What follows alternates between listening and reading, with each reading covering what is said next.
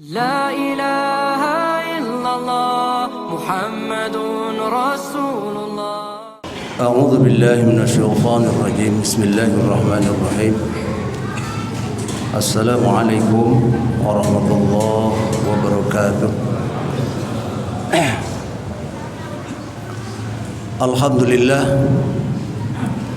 الحمد لله رب العالمين والعاقبة للمتقين ولا عدوان إلا على الظالمين. أشهد أن لا إله إلا الله وحده لا شريك له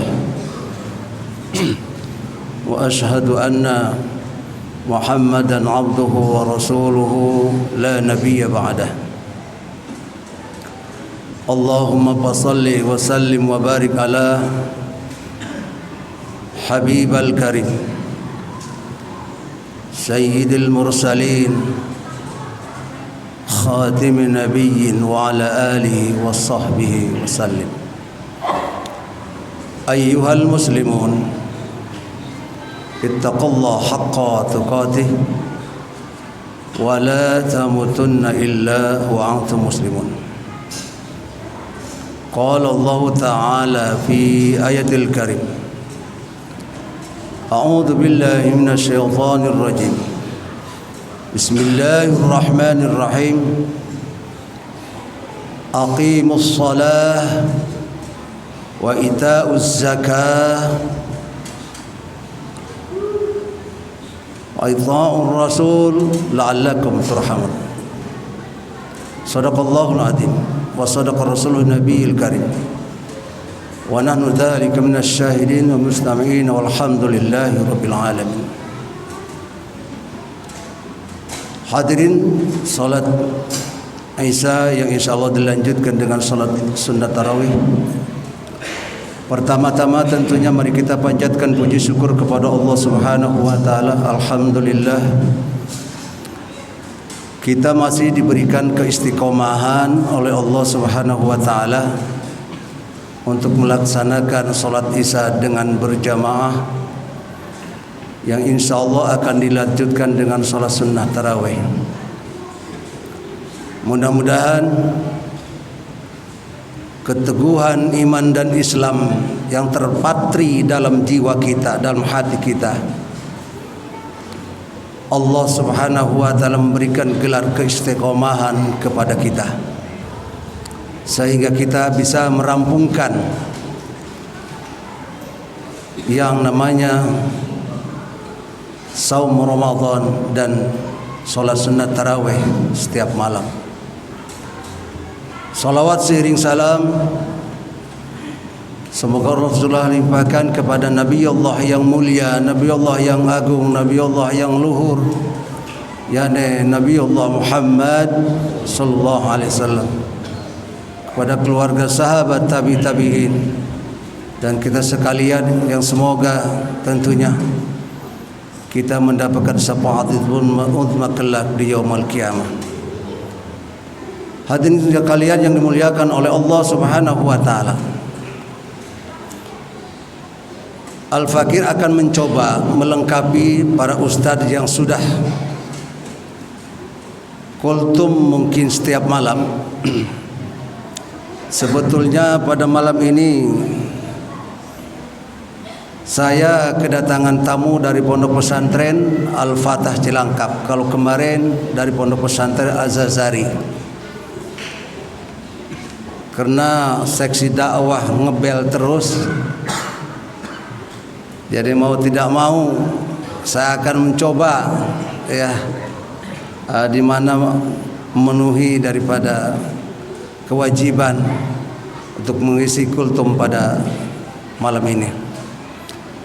Ikhwan billah yang dirahmati oleh Allah Subhanahu wa taala, dalam muqaddimah awal tadi surah An-Nur ayat 56, mohon dikoreksi kalau salah, Allah Subhanahu wa taala berfirman, A'udzu billahi minasyaitonir rajim. Bismillahirrahmanirrahim. Aqimus shalah wa itauz zakah wa atiur rasul la'allakum turhamun. Jadi Allah Subhanahu wa taala dalam ayat ini,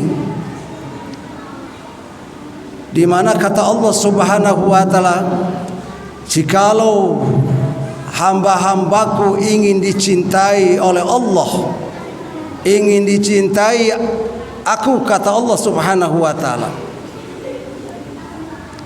dunia dan akhirat, pokok pertama adalah aqimus shalah, mendirikan solat, melaksanakan solat sebagai kewajiban yang diperintahkan oleh Allah Subhanahu wa taala. Ya alhamdulillah, kita sebagai orang yang beriman tentunya sudah melaksanakan hal itu. Akan tetapi tidak cukup untuk melaksanakan rutinitas kewajiban kita, yakni solat 5 waktu. Agar bagaimana solat yang kita lakukan membekas dalam bentuk muamalah dalam personal kita, diri kita, bermasyarakat. Karena pada hakikatnya solat adalah, kalau kita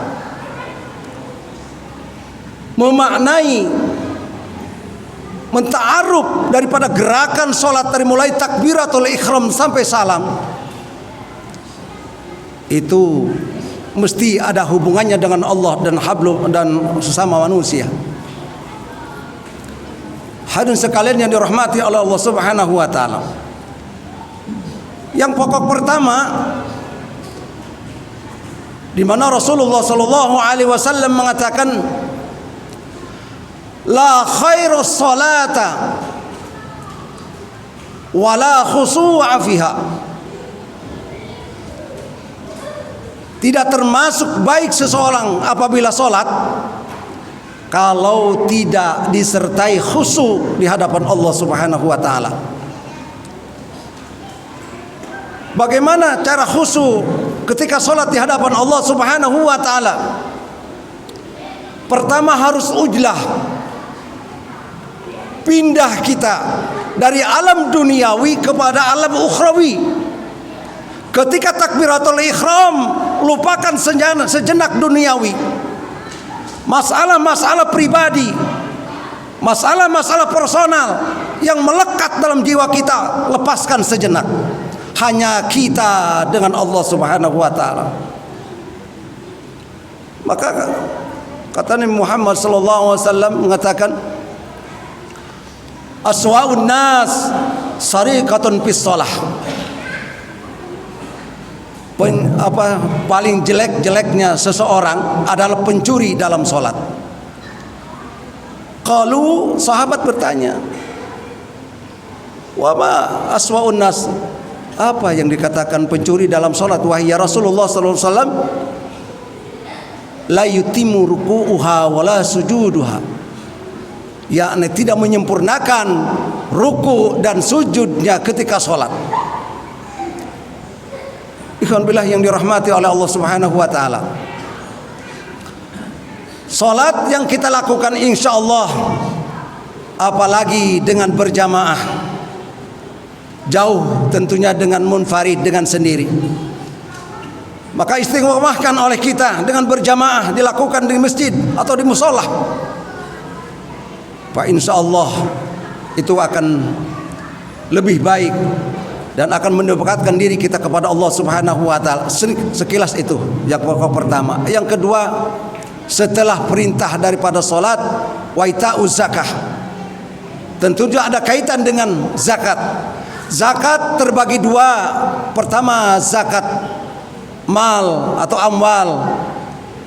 Yang kedua, zakat fitrah. Berlakunya sama-sama dengan setahun sekali. Zakat fitrah setahun sekali, nominalnya sama, tidak pernah dikurangin, tidak pernah dilebihin. Zakat fitrah 1 sa' atau 2,5 kilo gram atau 3,5 liter. Bapak sekalian, mohon dengan sangat, kalau zakat fitrah atau zakat fitrah yang setahun sekali kita lakukan, jangan terlalu mepet-mepet. Karena kebanyakan malam takbiran pun banyak, kasihan ya. Penitia kasihan. Mereka sampai jam 2 masih ngebagiin zakat. Kasihan. Jadi tidak sempurna, tidak afdol, akhirnya lebih baik kita awal. Karena kalau mepet-mepet ini lebih banyak mudorotnya. Nah, kalau zakat fitrah, ibu sekalian yang dirahmati oleh Allah Subhanahu wa taala, itu pun di mana berlakunya setahun sekali, hanya satu atau sama dengan 2,5 kilogram beras yang kita konsumsi setiap hari, atau 3,5 liter. Nah, mengenai zakat fitrah, tolong juga jangan terlalu dipas. Khawatir takut kurang daripada 2,5 kilogram atau kurang daripada 3,5 liter. Ini bukan suudon terhadap orang yang jualan beras. Kalau kita yakin ini lebih baik, karena lebihnya itu akan masuk sedekah.